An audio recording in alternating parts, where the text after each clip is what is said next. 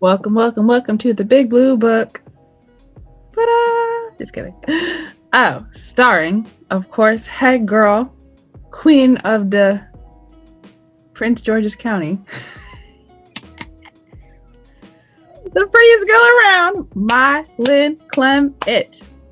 And of course, all the way from the West Coast, the girl with the dragon tattoo, Miss Atia Ziad. Woo! And Queen of the South, Miss Texas herself, Miss Milan Moshe. Okay. And you want to hear it? You know me. Sometimes I'm here, sometimes I'm not. But I'm here. The party's always going on. So what's up? And we begin. Well. Where do we start? This has been an interesting first week of 2021. Lots have happened. You don't say. I know what we can begin with. It started out a little hope, a big surprise from Miss GA herself, Georgia. Congratulations to Mr. Ossoff and Mr. Raphael Warnock on their senatorial victories in the most recent Georgia runoff election. Two snaps. But let me tell y'all, that was a big surprise because we know how Miss Georgia is. We said maybe blue for the presidential election, but blue again? What a surprise. And I will say, I had my doubts, the first little bits of votes and percentages. I said, no, okay. Warnock, I think he's got a little something going. But also, I said, I don't know. I do not know. And then late into the midnight hour, things started to shift. More numbers released. And let me tell you, DeKalb County, you something special, girl. So, big surprises there. But I will say this is very interesting. Of course, with these two most recent victories, this now balances the Senate because we will have Vice President-elect Kamala Harris. When she will be sworn in, she will be able to break ties as the leader of the Senate, and therefore it is beneficial for the Democratic Party. So that's a really big surprise, and that's actually really interesting. But also to keep in mind for Raphael Warnock, because the previous Ms. Loeffler was a senator through appointment, Raphael Warnock will have to run again in 2 more years. So we'll see if Georgia can still ride that blue wave. But it'll be interesting to see. And I wish that was the highlight of the week, but unfortunately, more news just keeps coming. And by that, literally the next day. Oh yeah, literally the next day, the riots in the Capitol Hill. It was like the worst display of white supremacy that we've ever seen. Oh my God. You're absolutely right. White privilege, white supremacy, all that. Mm-hmm. The day before, the first Jewish man was elected to be the Georgia got their first Jewish senator, and then stormed the Capitol building. Pretty much that whole week they were doing marches. And I've seen like a bunch of Jewish schools had to shut down because of those marches. Just terrible. And, they were tearing down Black Lives Matter flags. They were, attacking people, attacking buildings. They were pushing back against the cops too, which is like crazy because they used to be all about, Blue Lives Matter and all that, and clearly blue lives don't really matter. No. But those blue lives were helping them out when I've seen images of cops like helping the the rioters, or we really should call them terrorists. It's just. Are you a part of this, Mom? She could be. Because and then the audacity, the gall. I mean, you just. This is what. This is what we stood for. This is what our forefathers wanted. We are doing what would have been done back in the day. And like if Thomas Jefferson saw this, or that. And first off, if you're idle, if you idolize a slave owner, like what's going on now? Let's think about your idol is a slave owner. What? Well, come on now. Now, you are a patriot. I grew. This is my country. This is where I grew up in. But storm the Capitol. What is that about? And then and without getting like shot at, really, or then not many people. I don't think they arrested anybody either. And now they're trying, like looking for people who were there. I know some people have been. I guess excuse me. Whoa, my eye. So I know some people have been taken into custody, but the thing is, beforehand they thought they were fine. People were doing local news interviews, giving out their full government name on television, and you didn't think there would be any repercussions. Well, I mean, I mean, we weren't for sure, but I see they are actively trying, and people are getting incarcerated or at least held in custody. So that's something. Yeah, I saw this one woman who was like a medical professional. She got fired from her job because her daughter ratted her out. Which is like karma.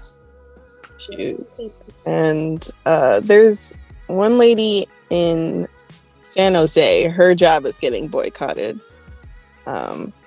because she runs like this sweet store. And they're boycotting her because she was over there like with the protesters. She wasn't like a part of the whole storming Capitol Hill and everything like that, but if you can't condemn the people if you support their leader. You really can't. You cannot. Lynn, you're making a face, honey.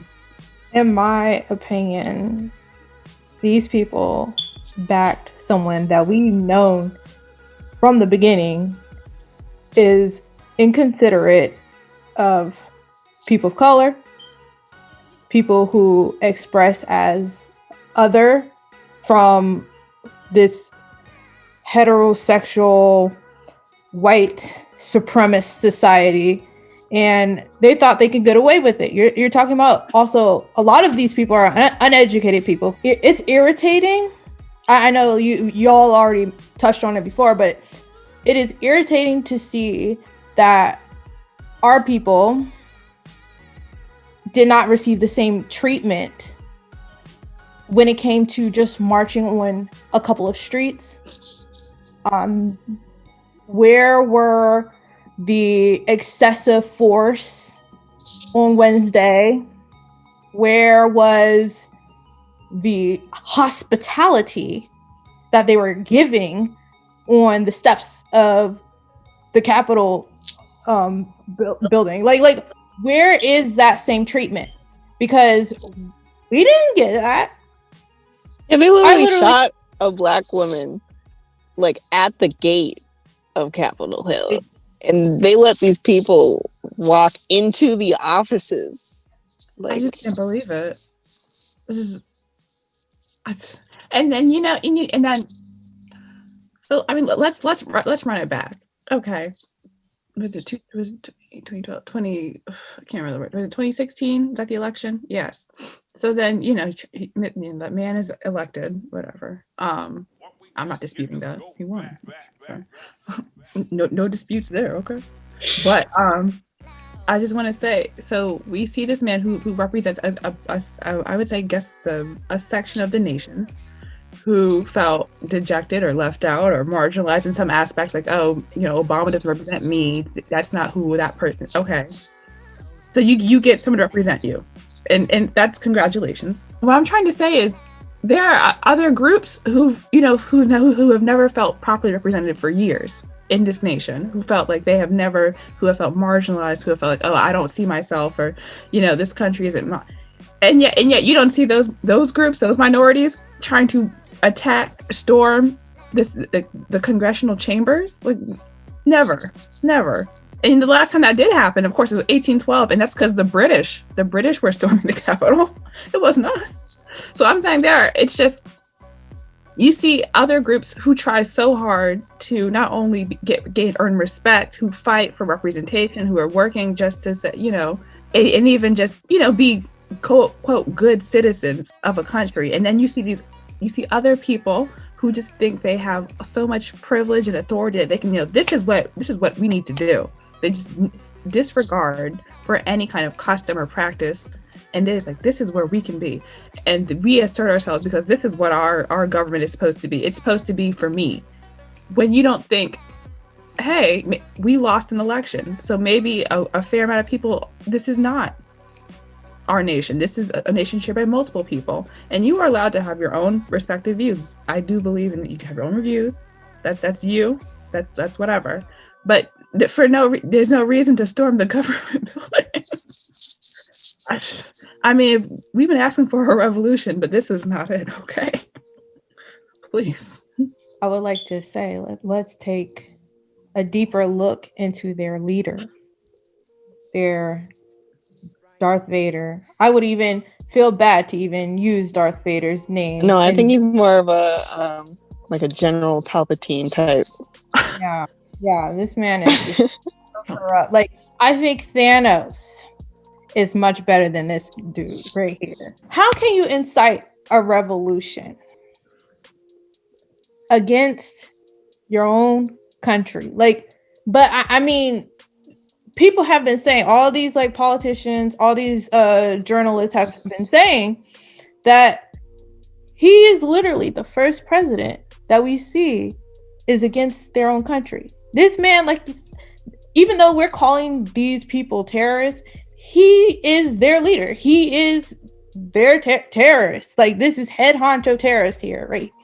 And we've talked about Al-Qaeda and all these groups that the U.S. has been fighting against for years. But we need to take a look in the mirror. This country needs to take a look in the mirror and talk about, because they talk about other countries and how they do and how they're just terrible places to live in and what kind of societies they're. No, you have literally been doing the same thing for years against many different peoples with different identities.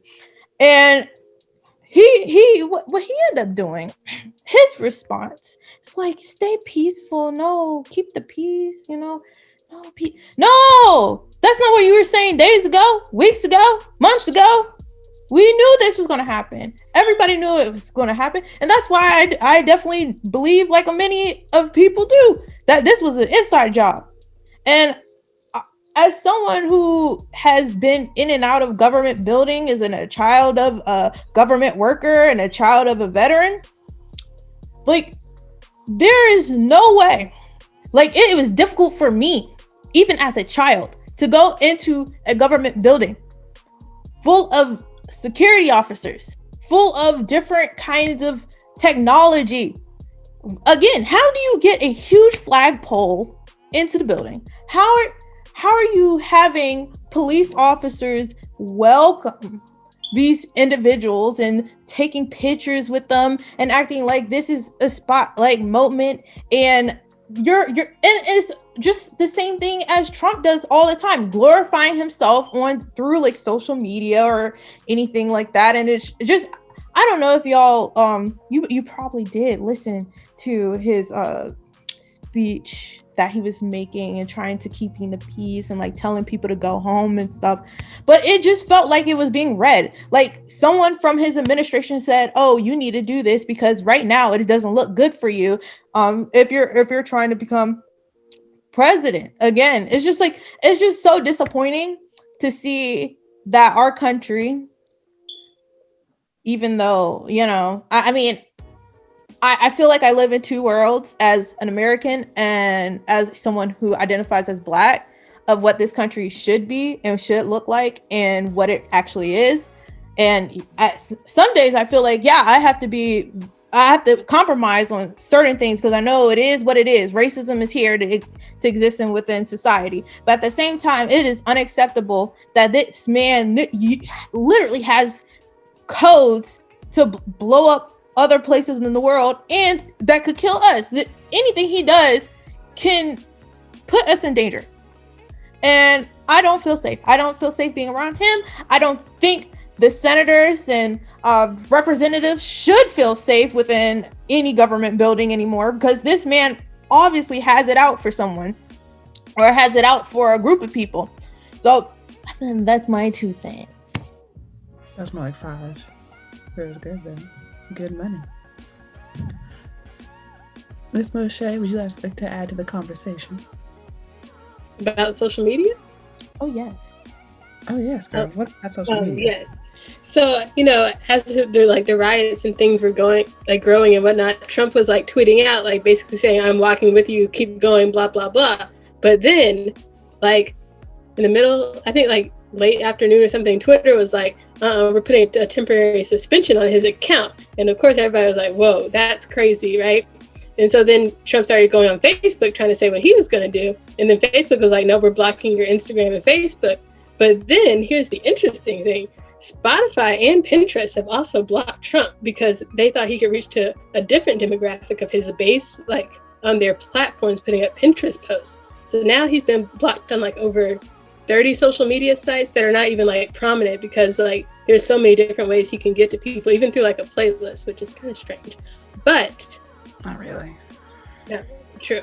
And so they're saying he can incite all his little riots in different ways, and then they had to shut down his personal Twitter accounts, his personal Facebooks, everything, which is just so crazy that he can reach everybody through a different route. But now he's just going to go on to basically, I think Parler, whichever is his where most of his supporters are, and just start it over there. So can't really do anything, but I just thought that was really interesting. I mean, if you really wanted to, you could just make his own social media site. Well, that's what he's planning on doing. But I mean, congratulations, social media groups. You finally did it. Mm-hmm. At last. A little too late, but at least something.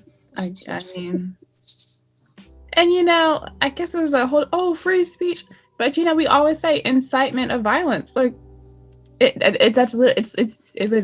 example is yelling fire in a movie theater, before the pandemic. But it's that literally creates not a dog whistle, a fire. I mean, a literal fire starter when it comes to just gearing up groups who already feel like there's unrest.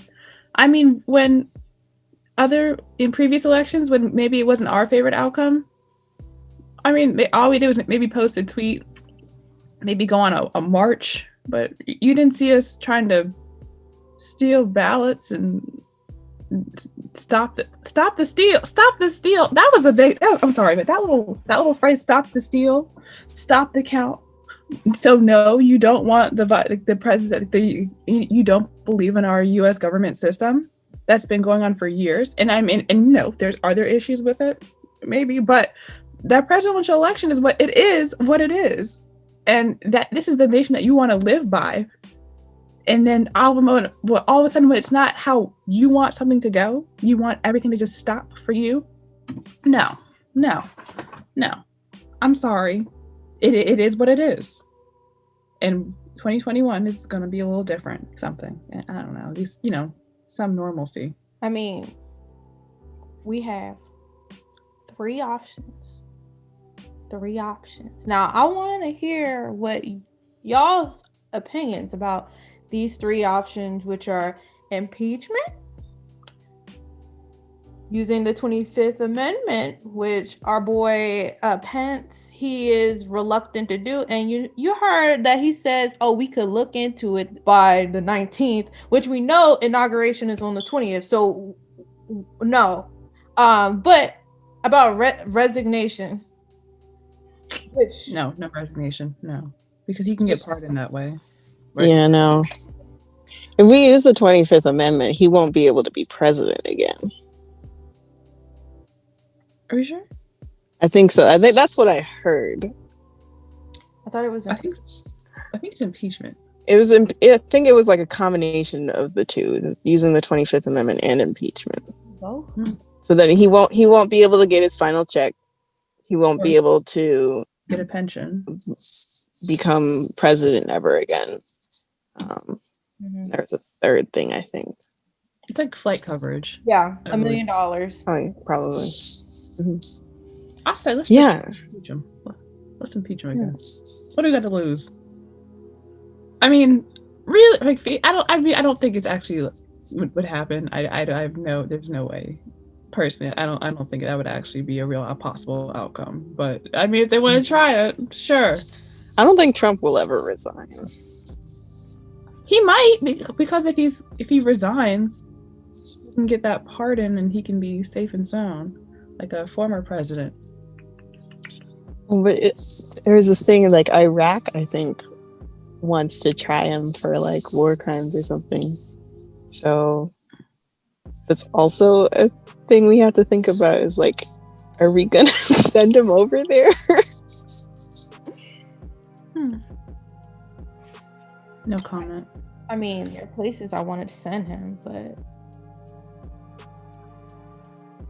well, guys, we got what day is it? 9th, 20th. We're a few days away. Something like 10 days, something like that. 10, 20 days. Yeah, I don't know, guys. This is the. What was the finale before? Because I thought this was the 2020? We had a 2020 finale. I can't remember what it was. Or maybe is this the finale? Because I just don't know. That's a good question. When will this movie end? 2022. yeah. That's possible. If we think of it in COVID terms, then probably 2022. But if we think about it like Trump's presidency. What a week, guys. What a week. But congratulations to Georgia again, and of course to our good sister, Stacey Abrams. Yes, Stacey. And of course other on the ground voter people. That's not the phrase I want to use. People who helped get out the vote. 2 snaps to you guys. I myself did do help with the postcards, so I did a little something. Yeah, a few postcards. And congratulations, Georgia. Let's keep talking about that. And what kind of week has this been? What has this been?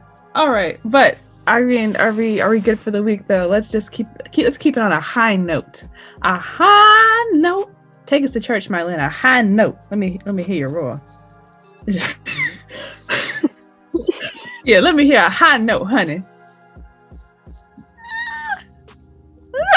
She hiding. Yo, I'm an earth moment alto. I can't. No, I can't do that. Miss Moshe, let me hear a high note. Woo! Woo! Amen. And with that, woo! Come on, Clement. Put a little note in there. Close us out with a note. Come on, Mylon. I just did a little. Everybody, put your hands in there. Let me see the hands. Hands in there, everybody. I gotta adjust. Adjust it to you. Adjust, young sister. And with that, everybody, let's close it. The book is closed. Amen.